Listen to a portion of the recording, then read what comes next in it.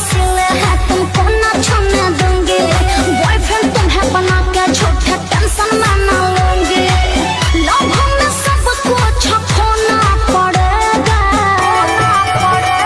शादी करके हमरो तो हो ही अफसोस, बाकी जाने हमें तोहारे हो ही दोस्त। जदि अब न समझ पाइबा अब डोलिया के ले जाई भटा। सुनो ये यार तू देखो तोहरा हो गई बात। अब डोलिया में ले जाई भटा। सुनो ये यार तू देखो तोहरा हो गई बात। मर्द के जात बड़ा होले छछूना।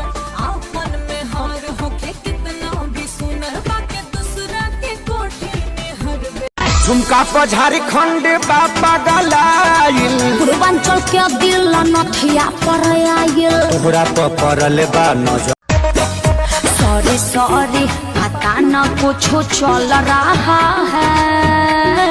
का सॉरी सॉरी पता न कुछ चल रहा है। आजकल लोई कौन का नीला कैसा बलम टूटल हमर भरम। लभ वाला गोली देके ठगता है। पवन सिंह हूँ बेटा, मूड बनने में थोड़ा टाइम लगता है। लव करिहाना छोड़ दी है गीजी के हो। लव करिहाना छोड़ दी है गीजी के हो। खाली मतलब है लइकन के चीज से हो। खाली मतलब है लइकन के चीज से हो। खाली मतलब है लइकन। कैसे गाड़े पैबा मोहब्बत के झंडा मिसिर जी। मिसिर जी तू ता बड़ा बड़ा ठंडा। तोरा सिवा के हो लागे ना अच्छा। इहे ह प्रीत के असर हो। हमनी के जोड़ी में लागे ना टोनावा, एही से रहेला डर हो। नजरावा लिखे इतना आसान। कहीं यही से तक जरा ये जान पिया जी सच।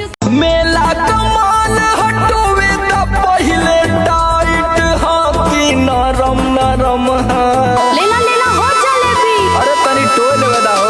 मेला कमाल हटोवे त पहिले टाइट हाथी नरम नरम है।